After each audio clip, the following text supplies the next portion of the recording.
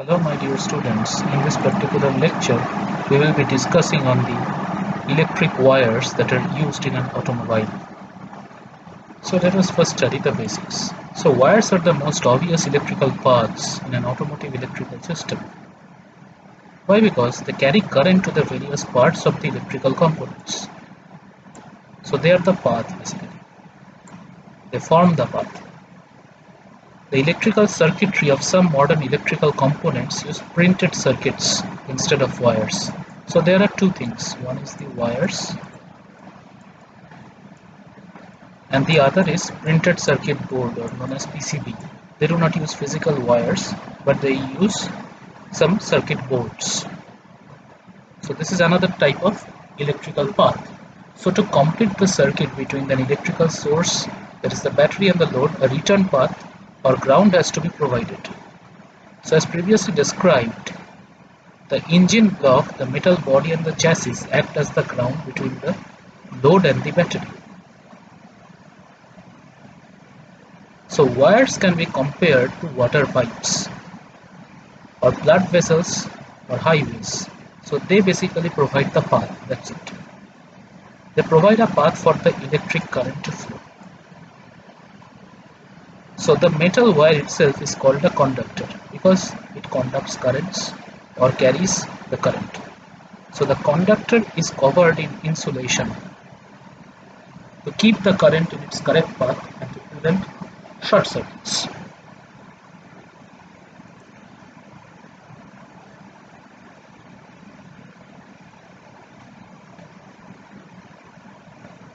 So actually this table shows the wire gauge selection guide. That means what will be the wire gauge. So you see that for the different electrical circuits, the approximate amperage is given, how many amperes it can draw. So the air conditioner in the car will take 12 to 20 amperes. The backup lamps will, it is 2 in number, that will take 3 to 4 amperes. The brake lamps, it will take 3.5 to 4 amperes. Then the headlight dimmer, it will take 2 amperes. The headlamps will take 8 to 9 amperes. The parking lamps will take 1.5 amperes. The gauges, the instrument panel lamps will take 1.5 to 3 amperes. The ignition will take 1.5 to 4 amperes. The horn, it will take 20 amperes. The tail lamps will take 5 amperes. The power windows will take 20 to 25. The power seat will take 25 to 50. The power door locks will take 3 to 5 amperes. So every component which is there, which is driven by electricity, the amperage is given in this particular tabulated format. So an idea that how much current do you need to operate all these things is given.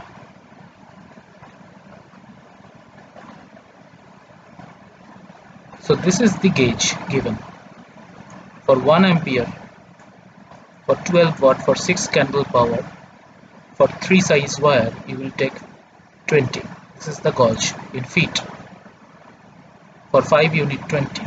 For 7 you need 20, like this. So the feet is given over here. So this is for a 12 volt system, it is given over here, and this table is very important.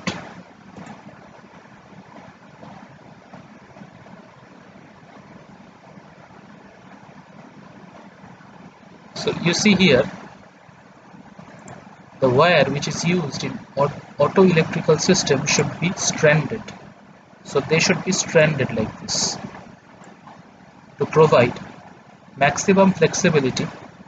The flexibility should be maximum and good conductivity. So the stranding of the wires is done. So this is the stranded wires. You see a single wire will consist of very thin wires. They are bundled together and it is known as a stranded wire. So it is known as a stranded wire.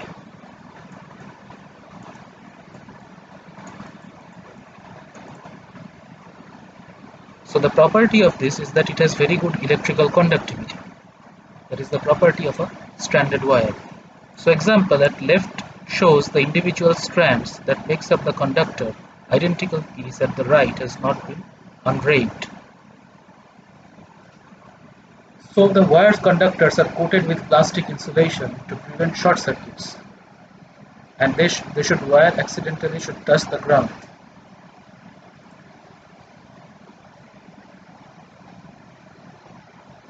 So now the wires come, obviously they will come in many sizes and types. The sizes of the wires are different and the types of the wires are also different. So some wire manufacturers call their products a wire while other prefers the term cable. So some will term it as wire and the others will term it as cable. So by the definition, the main difference between a wire and the cable is the size. That is the effective diameter. So that is the diameter D. That is very important. That is the distinction part between a cable and a wire. Because the cable must carry a great deal of amperage to operate the starter motor, because starter motor will draw huge current, or great deal of voltage to operate the spark plugs in a relatively larger diameter. So wires on the other hand must carry relatively less amperage. So they have noticeably smaller diameters than the cables. So the term cable in this book has been used, and they are used to identify the main conductors used in the starting and the secondary ignition circuits.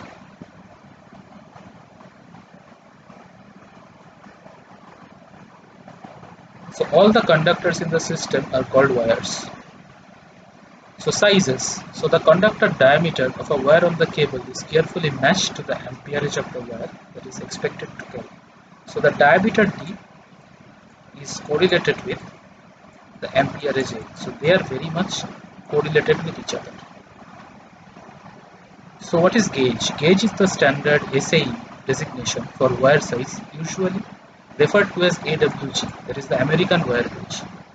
So gauges are not measurements of actual dimensions, but are arbitrary numbers that indicate relative diameters. And unlike dimensional measurements, the larger the gauge number, smaller is the wire. So gauge wire number is proportional to 1 by D. So it is inversely proportional to the wire diameter. And unlike dimensional measurements, larger the gauge number, smaller is the wire. So gauges are used in wire range from 10, that is the largest wire diameter, to 20, which is the smallest wire diameter.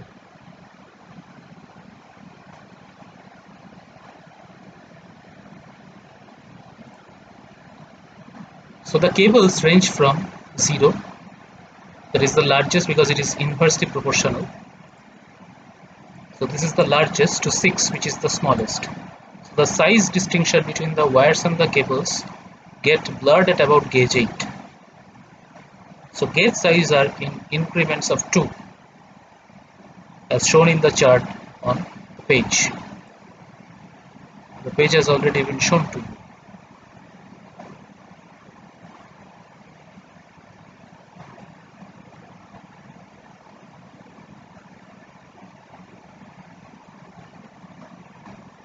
So the next important part is the conductor material. That is very important.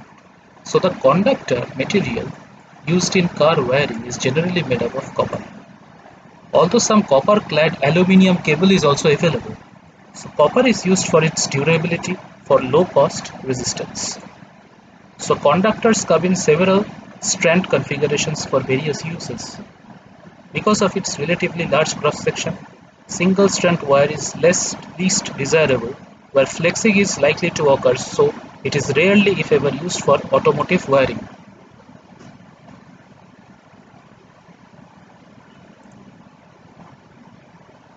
So multiple strand wire, so with its large number of relatively small individual strands, it is likely to fracture from the repeated flexing. Flexing means bend.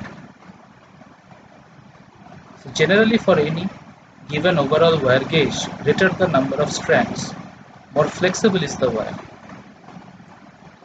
For example, an 18 gauge wire can contain several strands of 26 gauge wire, 19 strands, and a 30 gauge wire of 41 strands.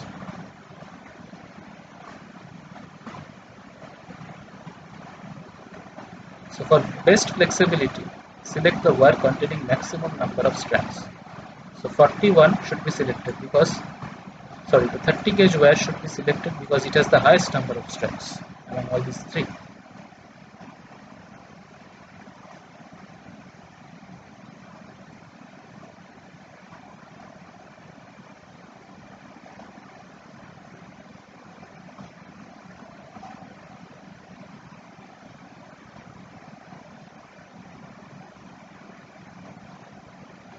So next comes the PCB or the printed circuit. So wires and cables aren't the only conductors found in a vehicle's wiring system. So on newer cars, some factory installed components called printed circuits are there that conduct electricity just like the wires do. So you will find printed circuits often in original equipment instrument clusters because they provide a savings in labor cost of the factory. So there was a time when each instrument and light bulb in the instrument cluster was wired separately.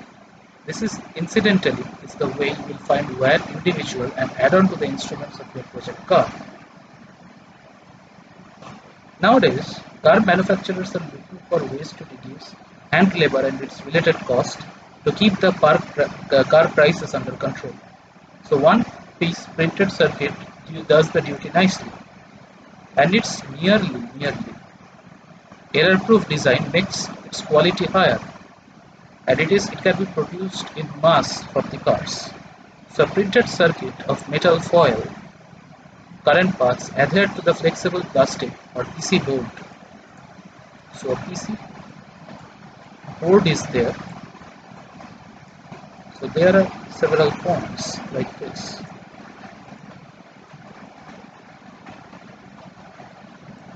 So paths are laid like this. So this is a printed circuit board which is known as a PC board or PCB in short. So each lamp socket and instrument connector plugs the circuit at appropriate place. So there are points in the PCB. So a cavity is provided for plugging the wiring harness connector. So as long as the harness is correctly made, circuit continuity is virtually assured. So the chances are you won't run into a printed circuit in restoring or collectible or antique car if you are installing individual instruments as mentioned earlier. But if you are installing an entire factory-made instrument cluster in your project car, there are several important things to consider when dealing with the printed circuits. First, harness you make for your car must be identical to the one you used in the car cluster was originally designed for. So the best thing to do here is to cut the printed circuit connector from the harness car in the junk car and leaving about 1 feet wire extending each cavity. So this way you have to design it. Then you build your own harness, connecting the wire directly to cut off the wires following the factory's orientation diagram in each circuit. So if this is entirely clear, where you will read the chapters on the circuit design and harness construction.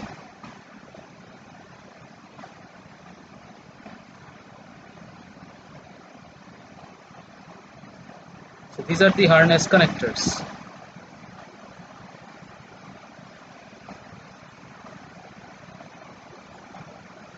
This is the harness connector given over here.